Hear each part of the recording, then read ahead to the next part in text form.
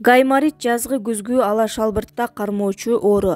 Дарттын күнгөй тескейи, келип чыгышы жана алдын алуунун жолдору кызыктырган болсо, анда кийинки материал сиз үчүн. Гаймарит мурундун тегерегинде жайгашкан жаак беттин көңдөйчөлөрүнүн сезгениши гаймарит деп аталат. Анын пайда болушуна сасык тумоо, ринет, суук тиүү жана аллергиялык факторлор себеп болот. Башкача айтканда, ушул себептердин бирине чалдыккан соң жаак беттин көңдөйчөлөрүнүн ичиндеги былжыр эттер сезгенет. Анан мурундан суу бөлүнүп чыга баштайт. Бара-бара суюктукка ар кыл вирустар, грибоктор, бактериялар таасир этип, ал иринге айланат. Бул процесс гаймарит болот.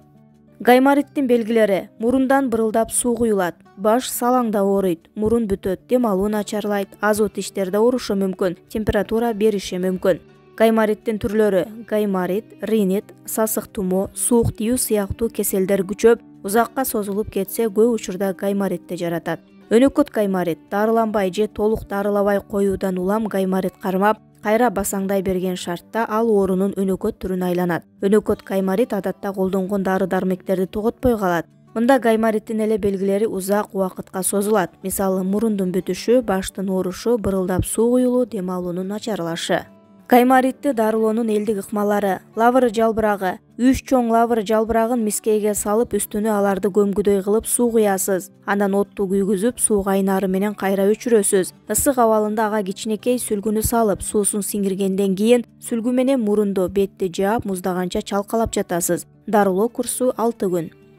Байчечекей — бул жазгы кар кетелек маалда күнүнө бир жолудан 1-2 жума бою жасалуучу ыкма. Ал үчүн көк түстө гүл ачуучу байчечекейдин тамырындагы пиязчасын бүтүн бойдон казып келесиз. Анын ширесин суу менен 1,5 көлөмүндө аралаштырып, мурунга 3 тамчыдан тамчылатып турасыз. Хрен. Алгач хрендин тамырын таза жууп, аарчып, кыргычтын майда тишинен өткөрүү керек. Мындан идишке 70 грамм салып, буга 3 даана лимондун ширесин сыгып кошосуз. Даяр болгон аралашмадан 4 ай бою күн сайын эртең менен тамакка 20 мүнөт калганда жарым чай кашыктан жеп турасыз. Түрп. Гаймаритте мурун бүтүп, баш ооруп, кулак чымырап турганда колдонуучу ыкмалардын бири. Түрптүн ширесин сыгып, ага узундан оролгон кебес тыгынды малып туруп, мурундун таноолоруна салып жатуу керек. Сарымсак. Сарымсактын 8 тишчесин майдалап туурап, 1 аш кашык алма кусусуна аралаштырасыз. Анан аны термоско салып, үстүнө 1 стакан кайнак суу куюп, тегерек четин сүлгү менен тумчулап, 20 мүнөт жыттап отурасыз. Күнүнө 2 жолудан.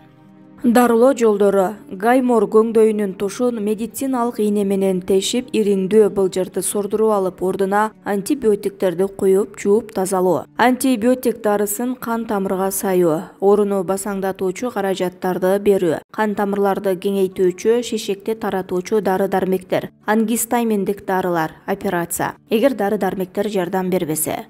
Дарылабаса эмне болот? Көңдөйчөдөгү ириңдүү масса сыртка чыгууга жол издейт. Эгер ириң көз көңдөйүнө туш келсе, анда ал жер сезгенип, флегмона оорусу жаралат. Ириңдүү сезгенүү баш мээнин кабыгына тараса, менингит жаралышы мүмкүн. Мээнин кан тамырында кандын уюп калышына жеткирип, өлүмгө алып келүүсү ыктымал. Гаймарит пневмониянын, өнөкөт бронхиттин, бронхиалдык астманын өөрчүп кетишин шарттайт. Тамак безин сезгендирсе, ангина жаралат.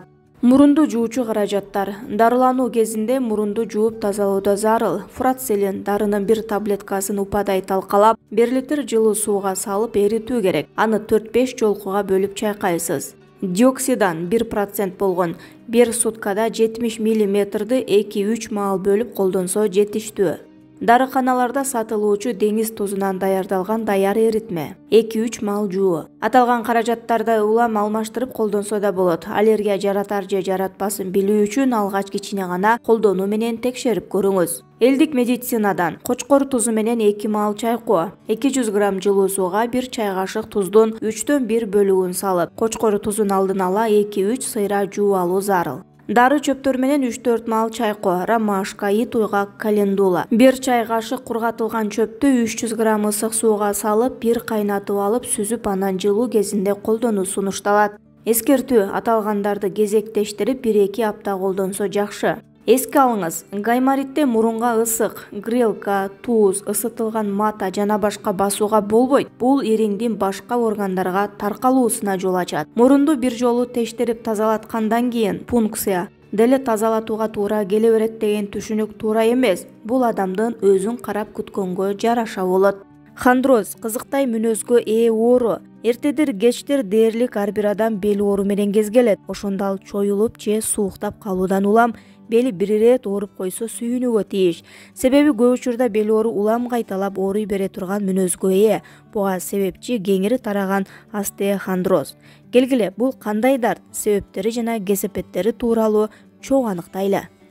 Остеохондроз өтө белгилүү оору. Муну омурткалардын ортосундагы чемирчектер менен дисктер жабыркады деп түшүнүү керек. Буга ал жердеги зат алмашуу, кан айлануу процесстеринин бузулушу себепчи болот. Омуртка тутумунун кыймылы, ийилчээктиги жана чоюлчаактыгы дал ушул чемирчектерден жана дисктерден көз каранды болгон үчүн оору бара-бара өнүгөт. Анан моюндан куйрукка чейин созулган тутумдун кайсы бир жериндеги эки омуртка ортосундагы диск оң же сол жакты көздөй жылып кетет. Бул процесс остеохондроз деп аталат. Түрлөрү боюнча аталган дарт желкенин, көкүрөктүн, белдин хондрозу жана комплекстүү остеохондроз болуп төрткө бөлүнөт. Белгилери: хондроздун эң чоң белгиси оору. Жабыркаган диск омуртка тутумунун желке бөлүгүндө болсо, желке, арка, көкүрөк бөлүгүндө болсо, көкүрөк, колдор, бел бөлүгүндө болсо, бел жана көкүрөк ооруйт. Ошондой эле оорчулук жана булчуңдардын алсыздыгы байкалат. Ал эми остеохондроз өтүшүп кеткенде баш оору, жүрөк айлануу, теңселип басуу коштойт. Остеохондрозго каршы 5 көнүгүү. Башыңызды бир аз алдыраак кармап, эки алаканыңызды чекеңизге коесуз. Анан башыңыз менен алакандарыңызды катуу түртүп, 10 секунд турасыз. Кайра ушул абалды эки алаканыңызды желкеңизге коюп кайталайсыз. Бир нече ирет кайталоо жакшы натыйжаны берет.